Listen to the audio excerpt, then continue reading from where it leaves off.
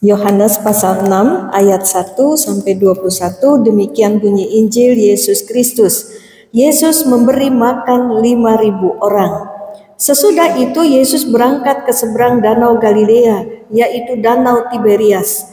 Orang banyak berbondong-bondong mengikuti dia karena mereka melihat mujizat-mujizat penyembuhan yang diadakannya terhadap orang-orang sakit. Dan Yesus naik ke atas gunung dan duduk di situ dengan murid-muridnya. Dan pasca hari raya orang Yahudi sudah dekat. Ketika Yesus memandang sekelilingnya dan melihat bahwa orang banyak berbondong-bondong datang kepadanya, berkatalah ia kepada Filipus, "Di manakah kita akan membeli roti supaya mereka ini dapat makan?" Hal itu dikatakannya untuk mencobai dia, sebab ia sendiri tahu apa yang hendak dilakukannya. Jawab Filipus kepadanya, "Roti seharga 200 dinar tidak akan cukup untuk mereka ini, sekalipun masing-masing mendapat sepotong kecil saja."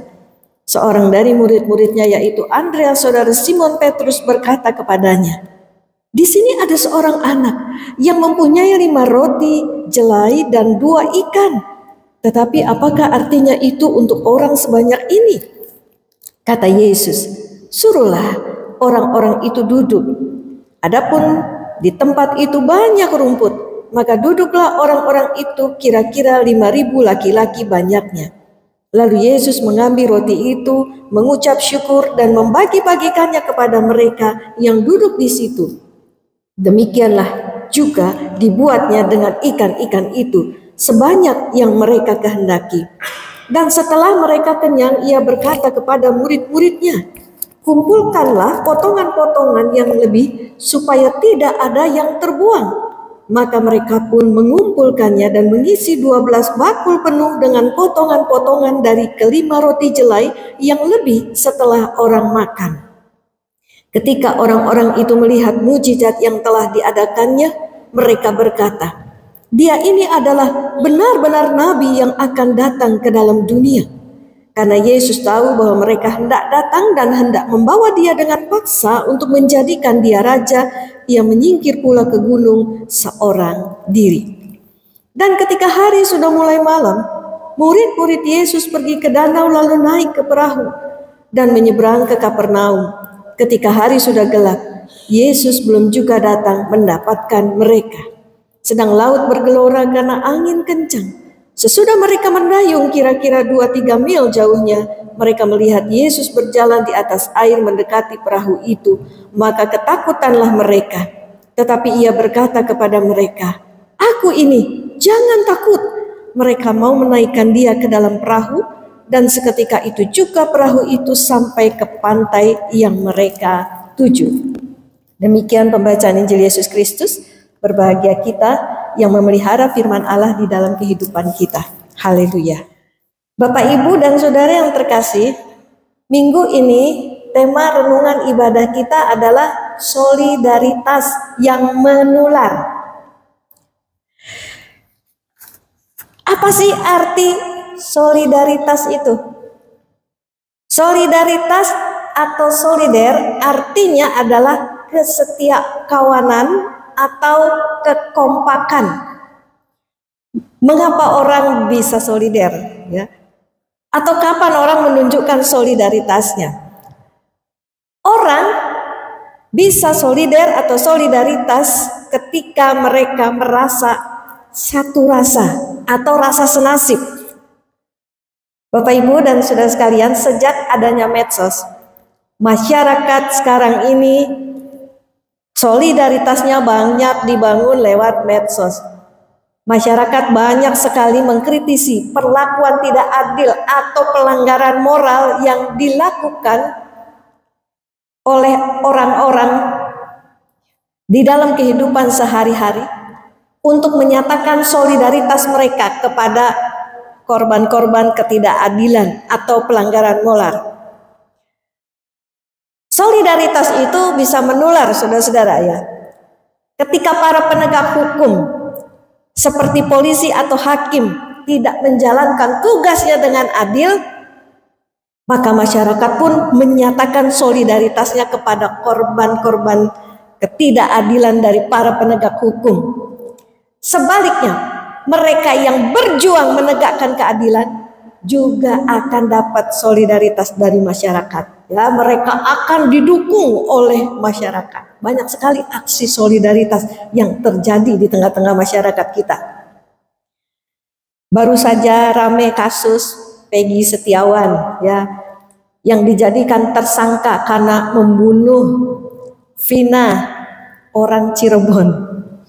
Masyarakat yang merasa janggal dengan kasus Peggy rame-rame menunjukkan solidaritasnya. Dari mulai pengacara sampai rakyat kecil. Karena Peggy ini tukang bangunan, ya. Jadi rakyat kecil pun ikut menyatakan solidaritasnya. Bahkan sampai hakim menunjukkan pembelaannya sampai akhirnya Peggy Setiawan bisa dibebaskan. Next, ya, slide-nya.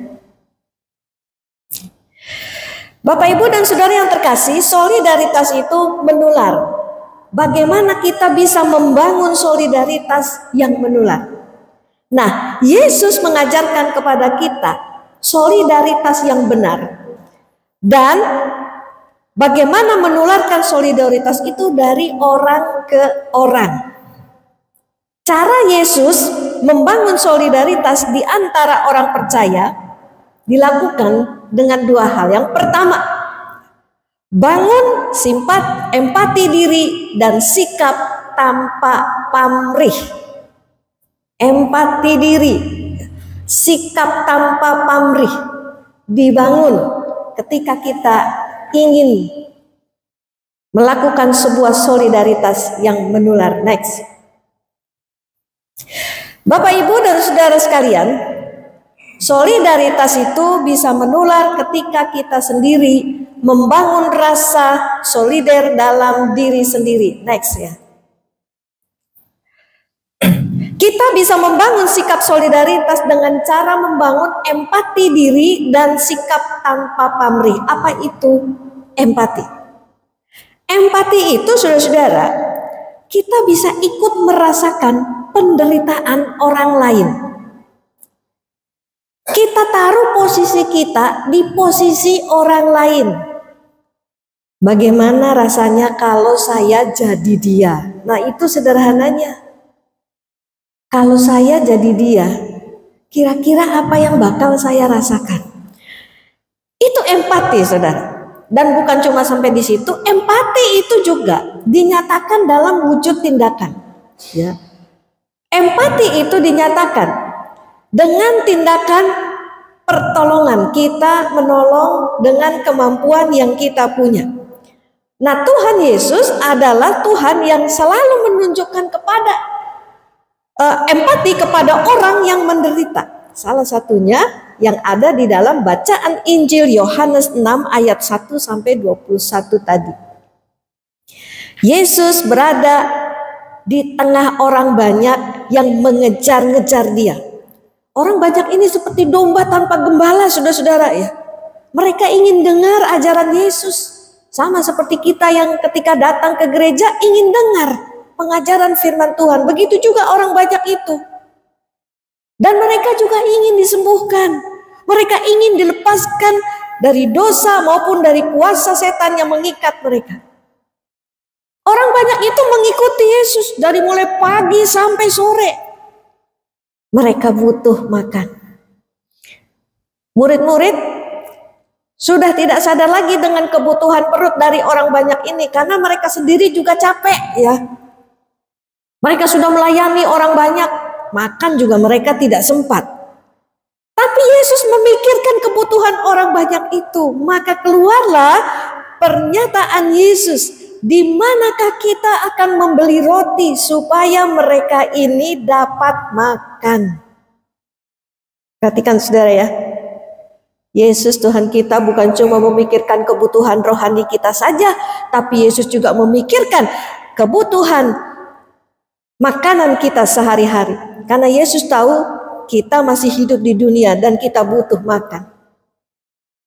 Siapa yang diberi makan oleh Yesus? Menurut catatan Yohanes, ada 5.000 orang laki-laki yang diberi makan. Itu belum termasuk perempuan dan anak-anak yang juga mengikuti Yesus. 5.000 orang ini, apakah semuanya sungguh-sungguh percaya Yesus? Apakah semuanya sungguh-sungguh mengasihi Yesus?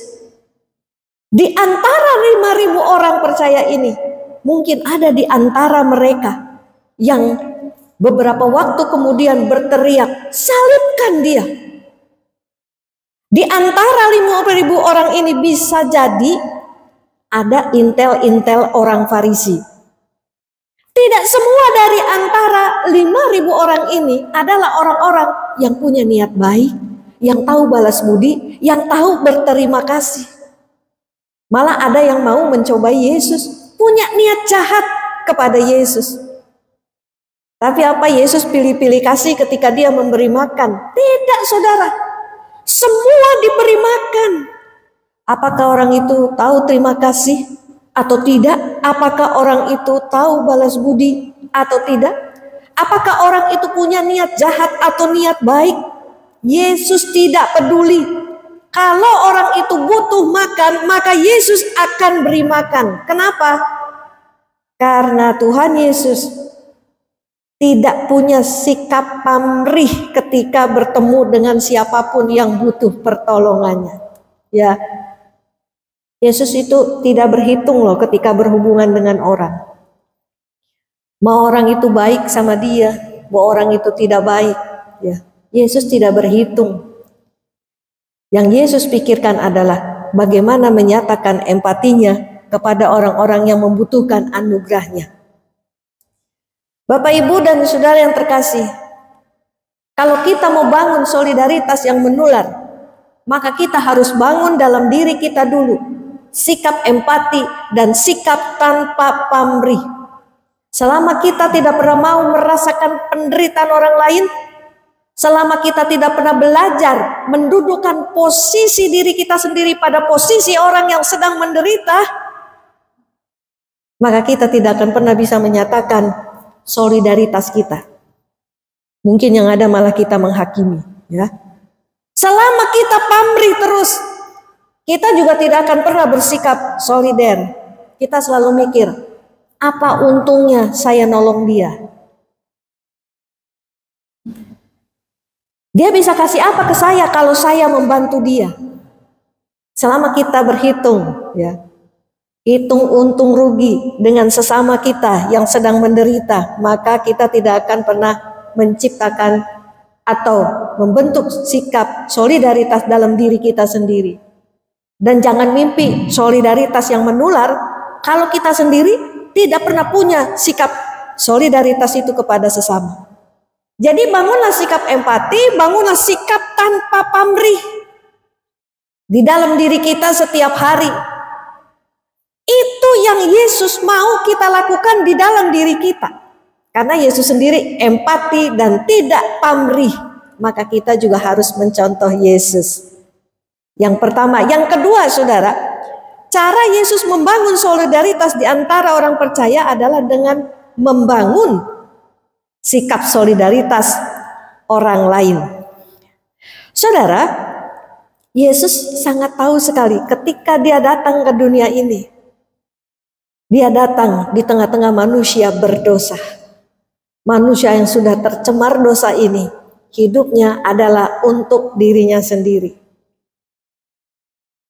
Manusia yang berdosa itu adalah orang-orang yang egois, yang hanya mementingkan diri sendiri. Maka Yesus mengajar murid-muridnya untuk menumbuhkan sikap solidaritas. Caranya bagaimana, saudara? Ketika melihat orang banyak butuh makan, Yesus itu tidak langsung buat mujizat loh, saudara, ya. Yesus berdoa, lalu seperti tukang sulap, ya, abrakadabra, wah, langsung roti banyak di depan mata orang banyak. Enggak seperti itu. Yesus juga tidak membuat atau mengubah batu-batu itu jadi roti seperti yang disarankan oleh iblis ketika Yesus dicobai di padang gurun.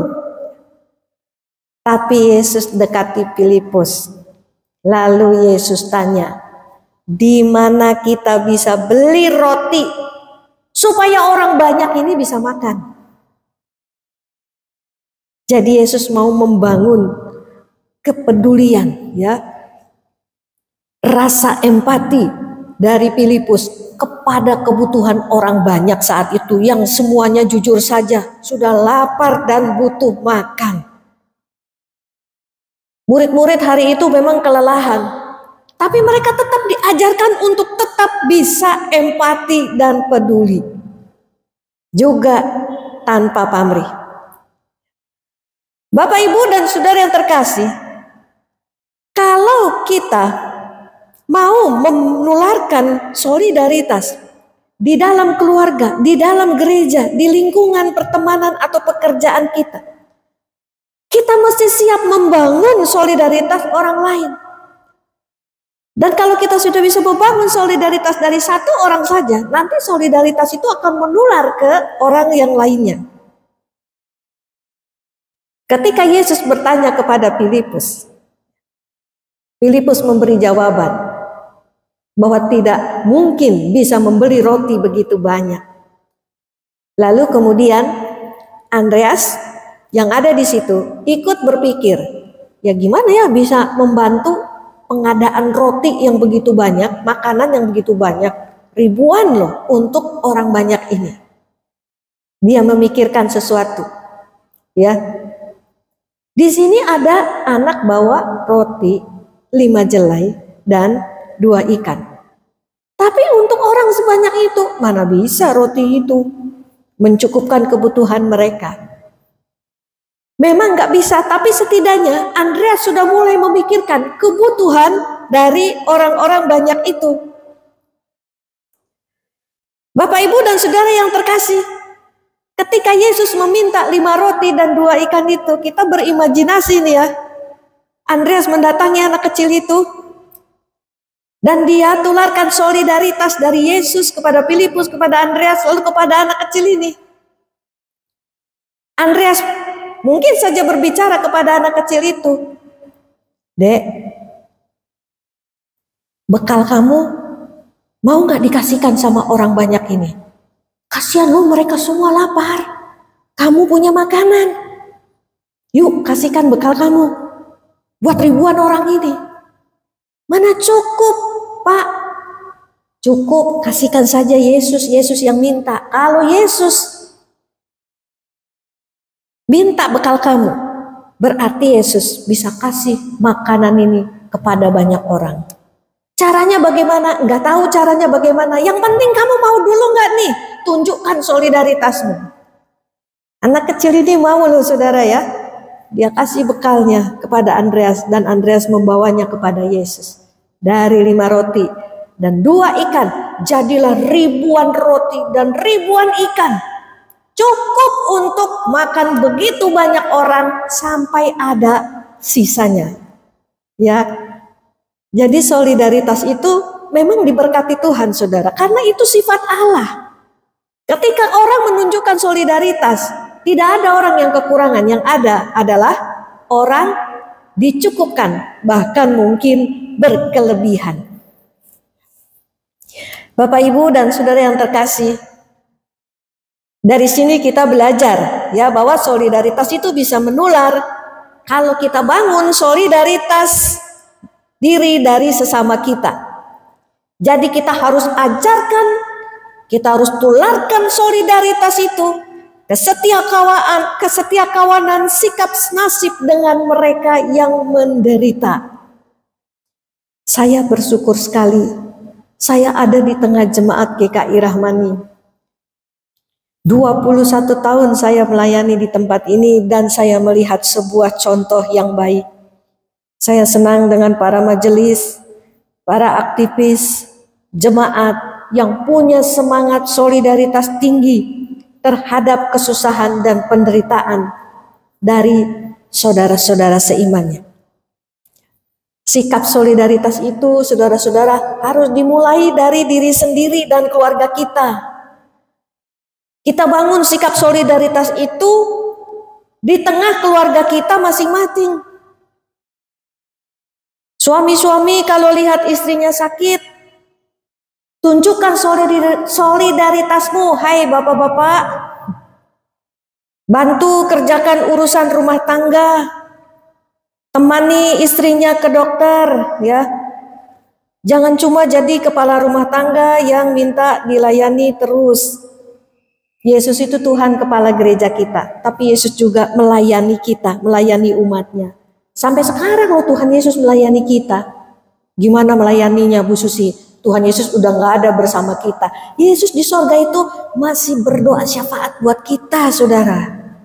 Kita kan hidupnya di dunia jatuh bangun, tapi di sorga sana Yesus mendoakan kita. Berdoa, syafaat itu juga sebuah pelayanan. Istri-istri kalau lihat suaminya capek kerja, tunjukkan solidaritasmu, hai ibu-ibu.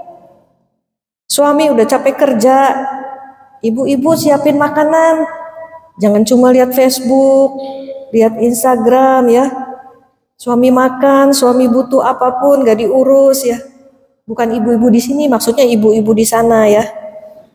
Sana mana saya juga nggak tahu. Suami istri harus saling tunjukkan solidaritas. Anak-anak juga harus diajar bersikap solidar ya terhadap orang tua atau sesamanya. Hidup anak-anak di zaman sekarang ini susah loh sebenarnya saudara ya. Anak sekarang tuh hidupnya dengan HP, dengan wifi, betul? Boro-boro mau solidaritas, gerak aja males. Yang gerak tuh apa? Nih jarinya 2 nih gerak ya. Anak-anak sekarang itu tidak peka dengan sekitarnya ya, karena matanya itu fokus terus sama HP ya. Lagi makan bawa HP, mau tidur bawa HP, mau BAB aja bawa HP saudara. Astaga ya. Boro-boro mau solidaritas sama papa mamanya. Ini curhat seorang mamanya. Ya. Yesus itu sangat menjunjung tinggi sikap solidaritas pada mereka yang menderita. Jadi coba kita mulai bangun sikap empati itu dari dalam keluarga kita sendiri. Generasi sekarang itu ya, generasi anak-anak, dari mulai generasi milenial, lalu jadi generasi strawberry, terus sekarang istilahnya generasi Z, Gen skila apalah ya. Mau generasi apapun gak masalah, yang penting semua anak ya, semua generasi itu harus diajar solidaritas seperti Kristus. Kalau tidak, hidup kita nanti semua ini saudara tidak akan bisa menunjukkan, menyatakan kasih Kristus. Bagaimana kita bisa menolong orang percaya Tuhan kalau kita sendiri tidak bisa menunjukkan solidaritas kepada mereka yang menderita? Bapak, Ibu, dan saudara yang terkasih, kiranya Tuhan Yesus menolong kita semua yang sedang berjuang membangun sikap empati dan sikap tidak pamrih. Mari kita tularkan solidaritas dengan membangun solidaritas dalam diri kita maupun dalam diri sesama kita. Amin.